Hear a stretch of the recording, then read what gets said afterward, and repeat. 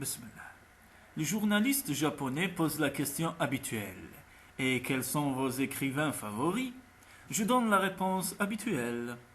George Amado, George Louis Borges, William Blake et Henry Miller. La traductrice me regarde avec étonnement. Henry Miller? Mais elle se rend compte aussitôt que son rôle n'est pas de poser des questions. Et elle continue son travail. À la fin de l'interview, je veux savoir pourquoi ma réponse l'a tellement surprise. Je dis qu'Henry Miller n'est peut-être pas un écrivain politiquement correct, mais c'est quelqu'un qui m'a ouvert un monde gigantesque. Ses livres ont une énergie vitale que l'on rencontre rarement dans la littérature contemporaine. Je ne critique pas Henry Miller, j'en suis fan moi aussi, répond-elle. Saviez-vous qu'il a été marié avec une japonaise? Oui, bien sûr. Je n'ai pas honte d'être fanatique de quelqu'un et je veux tout savoir de sa vie. Je suis allé à une foire du livre seulement pour connaître George Amado. J'ai fait 48 heures d'autocar pour rencontrer Borges. Une rencontre qui n'a pas eu lieu par ma faute. Quand je l'ai vu, je suis resté paralysé et je n'ai rien dit. J'ai sonné à la porte de John Lennon à New York. Le portier m'a demandé de laisser une lettre expliquant le pourquoi de ma visite. Il a dit qu'éventuellement Lennon téléphonerait, ce qui ne s'est jamais produit. Je projetais d'aller à Big Sur voir Henry Miller, mais il est mort avant que je ne trouve l'argent du voyage. La japonaise s'appelle Oki. Je réponds fièrement. Je sais aussi qu'à Tokyo, il y a un musée consacré aux aquarelles de Miller. Désirez-vous la rencontrer ce soir? Mais quelle question! Bien sûr que je désire être près de quelqu'un qui a vécu avec l'une de mes idoles. J'imagine qu'elle doit recevoir des visites du monde entier, des demandes d'interview. Finalement, ils sont restés près de 10 ans ensemble. Ne sera-t-il pas très difficile de lui demander de gaspiller son temps avec un simple fan?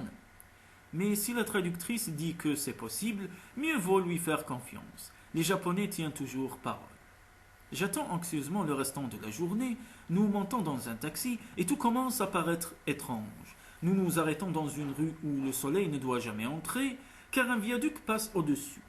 La traductrice indique un bar de seconde zone au 2e étage d'un immeuble qui tombe en ruine. Nous montons les escaliers, nous entrons dans le bar complètement vide, et là se trouve Oki Miller. Pour cacher ma surprise, j'essaie d'exagérer mon enthousiasme pour son ex-mari. Elle m'emmène dans une salle du fond où elle a créé un petit musée, quelques photos, 2 ou 3 aquarelles signées, un livre dédicacé et rien d'autre. Elle me raconte qu'elle l'a connu quand elle faisait sa maîtrise à Los Angeles et pour gagner sa vie, jouait du piano dans un restaurant et chantait des chansons françaises en japonais.